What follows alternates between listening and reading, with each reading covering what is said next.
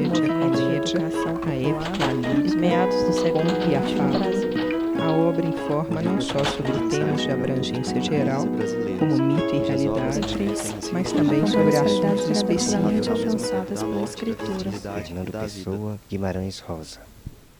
O livro do mês, da editora PUC Minas, é o livro do professor Eugênio Diniz sobre política internacional, onde ele faz uma análise das teorias realistas e da balança de poder no cenário internacional. Um dos temas mais relevantes que nós temos hoje, especialmente para um país que está se afirmando cada vez mais no cenário internacional, como é o Brasil, é a questão das relações internacionais, a questão da segurança e da soberania dos povos e das nações. Neste tema, o livro do professor Eugênio Diniz é leitura fundamental.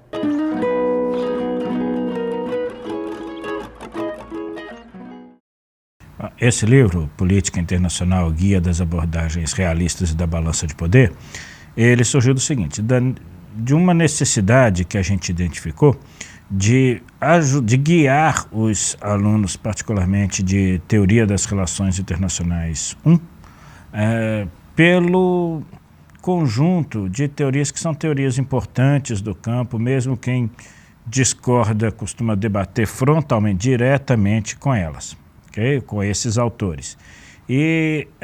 Mas são autores que, embora tenham algumas coisas em comum, também têm muitas diferenças. A ideia, então, foi facilitar ao aluno o trânsito entre essas diversas abordagens, facilitando para que ele identificasse o que há de comum e o que há de diferente, né? O que há de próprio em cada um dos autores que pertencem a essa vertente realista da teoria de relações internacionais.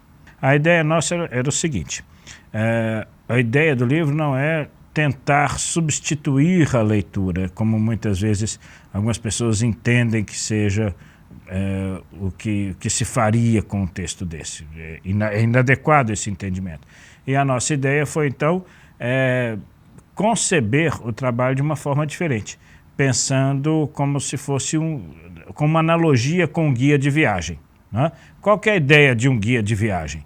Ele vai te fornecer algumas informações básicas sobre o local que você vai visitar, alguns roteiros, alguns pontos importantes de observação, que são de conhecimento geral, né? As pessoas conhecem, sabem que existem essas coisas naquele lugar, outras coisas que não são tão conhecidas assim, né? Mas que às vezes até mesmo alguma fotografia, uma ilustração ou um comentário, mas ele não substitui a viagem.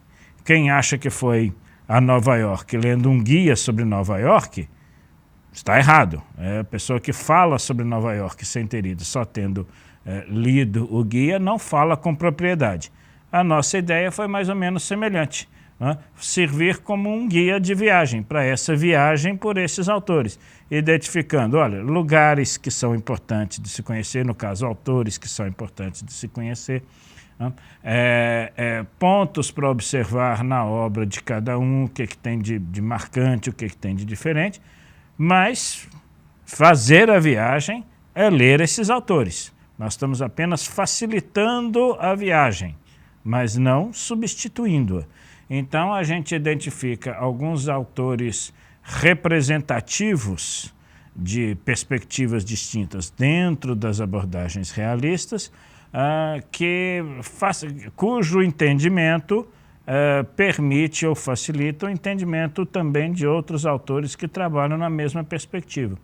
Então, por intermédio do esclarecimento e dessa orientação para a leitura desses autores representativos, a gente espera que a partir daí os alunos e alunas já se sintam, já estejam em condições de inclusive explorar esses autores principalmente, mas os outros que dialogam mais diretamente com eles, aprofundam vertentes ou aspectos específicos dessas obras. Existem algumas alguns grupos de perspectivas ou de autores que estabelecem como ponto de partida da discussão alguns relacionamentos fundamentais entre aspectos da política internacional.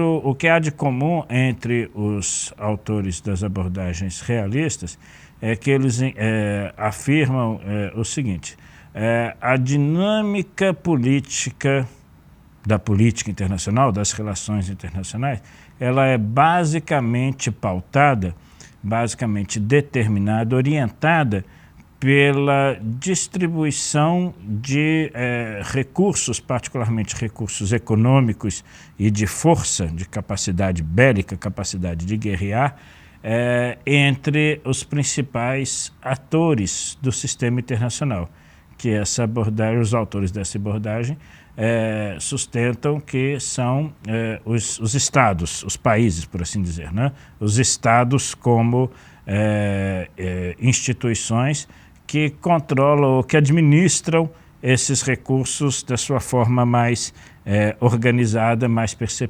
perceptível. Não são os únicos atores relevantes, mas mesmo o relacionamento desses outros atores é determinado pelo relacionamento que esses estados estabelecem entre si. E esse relacionamento que os estados obedecem entre si, para os autores realistas, é fundamentalmente estabelecido pela diferença de capacidade em termos de riqueza e de capacidade bélica. Então, à luz dos interesses e problemas relacionados a esses dois aspectos principais, não são os únicos, mas seriam os principais, segundo a abordagem realista, é que se dá a dinâmica da política internacional. Okay? Outros autores, outras abordagens vão dialogar com essa, identificando outros elementos do processo político internacional que interfeririam ou modificariam ou até mesmo alterariam, segundo alguns, essa dinâmica, ok? Mas para os autores realistas esse relacionamento é pautado fundamentalmente por essa distinção entre aqueles que têm mais riqueza e mais capacidade bélica, que seriam, nessa visão, as grandes potências. A política internacional, para os autores realistas, é a política determinada pelas grandes potências. Conforme o número de grandes potências, a quantidade de grandes potências no sistema internacional, mais ou menos intensas seriam as disputas.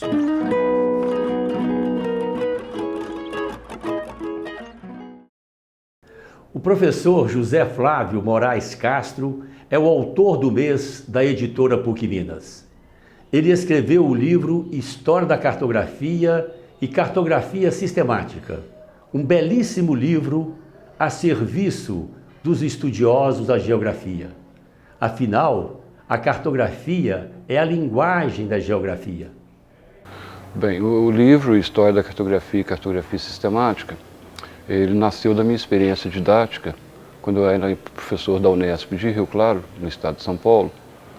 E após aquela experiência didática, eu fiz uma apostila didática, que a linguagem é muito simples, sem muito aprofundamento, e visando atingir esses alunos que chegam na graduação, que tiveram pouco contato com a cartografia. A gente trabalhou esse livro em duas partes. A primeira parte a gente conta a história da cartografia, desde os povos primitivos até a carta topográfica, mas já criando uma expectativa para o geoprocessamento, que a gente entende que esse geoprocessamento, a base teórico-metodológica do geoprocessamento, está na cartografia analógica, ou seja, nessa carta topográfica, que é o grande elemento de referência para a geografia, para a análise do espaço.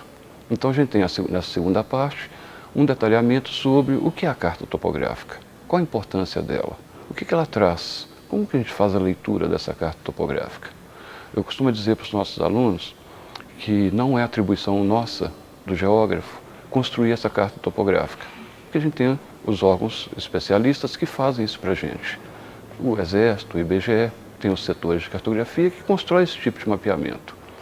Mas nós somos usuários dessa carta topográfica. Nós somos usuários e, então, ela traz elementos de referência importantíssimos, né? Então a gente tem que saber ler essa carta, qual que é o conteúdo dela, sem necessariamente ter que construir uma carta topográfica. Mesmo porque também ela traz a curva de nível, que é a representação do relevo, né? A altimetria do relevo, a terceira dimensão do relevo, por meio de curva de nível, no plano. Então, o aluno tem muita dificuldade de ler essa curva de nível, e a partir dessa curva de nível, a gente faz a análise morfométrica do relevo. O que é isso, né? É a medida da forma do relevo. Então a gente tira dessa curva de nível a hipsometria, a declividade, ou seja, o grau de inclinação do relevo, orientação de vertentes, ou seja, para onde minha vertente está exposta em relação aos pontos cardeais e colaterais. Isso é fundamental para o planejamento urbano, planejamento agrário, planejamento ambiental. São variáveis essenciais nessas análises. A declividade, por exemplo, ela aparece na Lei de Uso e Ocupação do Solo, no Código Florestal, é uma variável fundamental para a ocupação do espaço.